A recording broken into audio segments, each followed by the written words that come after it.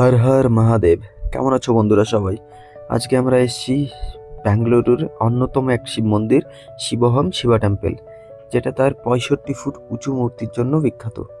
তো চলুন আপনাদের দেখাই জায়গাটা কেমন ছিল। আজকে ছিল মহাশিবরাত্রির দিন, আর এই দিনটাই নাকি শিব পার্বতীর বিবাহ দিন বলেও ঘোষণা করা হয়। আর আরেকটা বলা হয় যে এই দিনটাই নাকি শিব তার তাণ্ডব নৃত্য করেছিল, এই জন্য এই দিনটা বিখ্যাত। তো চলুন দেখি আর আপনাদের দেখাই জিনিসটা কেমন ছিল। ঢুকে সব থেকে প্রথমে এই দৃশ্যটা চোখে আসলো। তো এটা অনেকগুলো কলসি মতো ছিল, যেগুলোর মধ্যে সবাই রুদ্রাক্ষ ফেলছিল। তো আমাদের কাছে রুদ্রাক্ষ ছিল না, তাই আমরা রুদ্রাক্ষ কিছু তুলে নিয়েছিলাম। তারপর এখানে এসে সবাই নারকেল ফাটাচ্ছিল, নারকেল ফাটিয়ে সেই জলটা বাবার মাথায় ঢালছিল, মানে শিব মূর্তি বা শিবলিঙ্গের উপরে ঢালছিল। তো আমিও গেলাম নারকেল ফাটাতে, নারকেল ফাটিয়ে শিব মূর্তির উপরে জল ঢাললাম। তারপর চলে আসলাম আমাদের আবার লাইনের দিকে, যে আমাদের বড় শিব মূর্তি দেখার জন্য। এখানে সবাই দেখতে পাচ্ছ কিভাবে নারকেল ফাটিয়ে শিবলিঙ্গের উপরে জল ঢালছে। শুধু ভিড়টা দেখো, কি পরিমাণ ভিড়! কত হাজার হাজার লক্ষ লক্ষ মানুষ এসছে শিবের কাছে আরাধনা করতে। তো এই ভিড় পার হয়ে আমরা এত কষ্টে উপরে এসেছিলাম। তো উপরে এসে আমাদের দর্শন মিলল গণেশের মূর্তির, বড় একখানা গণেশের মূর্তি। তার জননধুলি নিয়ে আমরা আগে বাড়তে শুরু করি। তারপর সবার প্রথম এই যে দেখলাম আমাদের সেই শিবের মূর্তি, যেটা 65 ফুট উঁচু। দেখে মনটা খুব ভালো লাগলো। এখন আরতি শুরু হয়নি, একটু পর থেকে আরতি শুরু হবে। তারপরে আমরা ভাবলাম তাহলে আমরা এই 4টে ধাম আছে এখানে, সেগুলো দেখা করে আসি। তো তারপর আমরা টিকিট কেটে ঢুকলাম। সব থেকে প্রথমে আসলো আমাদের হরিদ্বার। এখানে হরিদ্বারের দর্শন, আপনি কেদারনাথ, বদ্রীনাথ সব কিছু এখানে দেখতে পাবেন। তো চলুন দেখি। তো হরিদ্বার সব থেকে প্রথমে আসলো। হরিদ্বারের ভেতরে ঢোকার পর আমরা দেখতে পেলাম হরিদ্বারের যে শিবলিঙ্গটা, সেটা দেখতে খুব অসাধারণ লাগছিল। অরিজিনালিও একদিন যাব হয়তো হরিদ্বারে, জানি না কেমন লাগবে সেখানে দেখতে। তো এখানে ভালোই লাগছিল বেশ। হরিদ্বারের পর চলে আসে ঋষিকেশ। ঋষিকেশ আমি অবশ্য কোনোদিন এগুলো সব জায়গাগুলো যাইনি, আর জানিও না কেমন হয় সেখানে। তো এখানে দেখতে পেয়ে খুব ভালো লাগছিল। ঋষিকেশ দেখার পরে তারপর আবার আমরা একটু সামনের দিকে চলে আসি। তারপর আসে বদ্রীনাথ। বদ্রীনাথ আমি অনেক নাম শুনেছি, এটা নাকি খুব প্রসিদ্ধ, খুব জাগ্রত একটা জায়গা। তারপর বদ্রীনাথের ভেতরে ঢুকে আমরা শিব মূর্তিটা যেটা দেখি, শিব মূর্তিটা খুব সুন্দর লাগছিল দেখতে। একদিন সব জায়গাগুলো অরিজিনাল ঘুরবো একদিন, জানি না বদ্রীনাথ কেমন হবে জায়গাটা। তো এখানে সেই বদ্রীনাথের মন্দিরগুলো দেখে খুব ভালো লাগছিল, মনে মনে মনে হচ্ছিল আমি সত্যি বদ্রীনাথে চলে এসেছি। তো বদ্রীনাথ দেখার পরে সামনে আমরা চলে আসি। তো আসার পরে দেখতে পারি কেদারনাথ। সব শিব ভক্তের একটা অন্যতম স্থান কেদারনাথ যাওয়ার, সবার ইচ্ছা থেকে মনে মনে। আমারও প্রচণ্ড ইচ্ছা আছে কেদারনাথ যাওয়ার। তো একদিন হয়তো যাব, তোমাদের সাপোর্ট থাকলে পরে।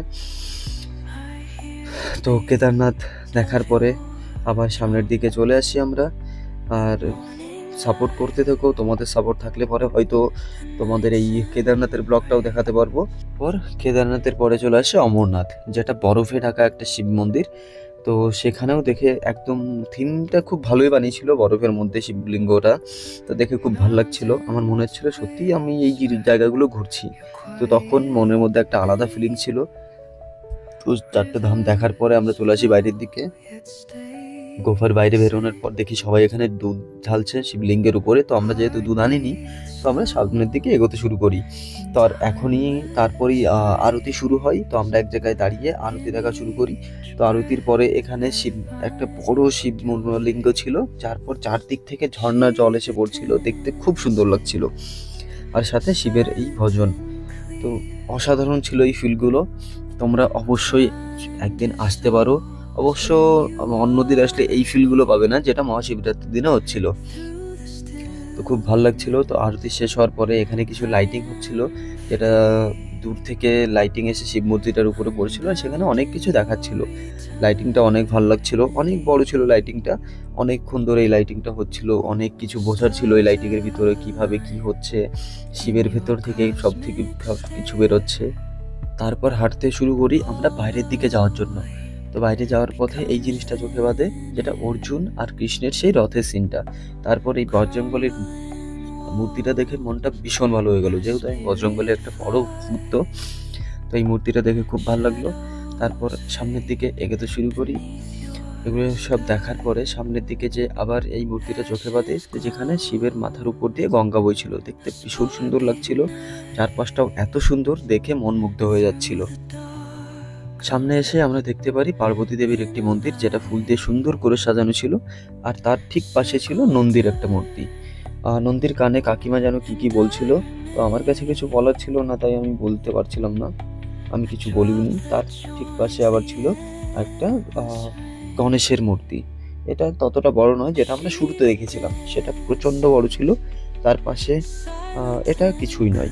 সামনে আসতেই আমরা দেখি এই দৃশ্যটা হেব্বি সুন্দরভাবে সাজানো ছিল, আমার তো দারুণ লাগছিল। শিবলিঙ্গ, একটা ছোট্ট একটা শিবলিঙ্গ, তার পাশে বড় একটা ত্রিশূলটা দেখতে অসাধারণ লাগছিল, যেন আলাদাভাবে চমকাচ্ছিল। এই যে সেই জায়গাটা যেখানে চারপাশ দিয়ে ঝর্ণা জল পড়ছিল, আমরা সামনের দিক থেকে দেখছিলাম, এবার আমরা এই পাশ থেকে ভিডিও করছিলাম। তো এই যে সেই জায়গাটা যেখানে দুধ ঢালছিল, এটাও আমরা ওই পাশ থেকে দেখছিলাম, আবার এই পাশ থেকে বেরোনোর সময় এটা চোখে বাঁধলো। অনেক ভক্তরা এখানে বসে বসে প্রবচন শুনছিল, তো আমরা লেট হয়ে যাচ্ছিল বলে আমরা শুনিনি, আমরা বাইরের দিকে বেরিয়ে আসি। বাইরে আসতেই শিব মূর্তিটার দর্শন আর একবার করি, অবশেষে শেষবারের মতো। তারপরে এখান থেকে আমরা অবশেষে বাইরে চলে আসি।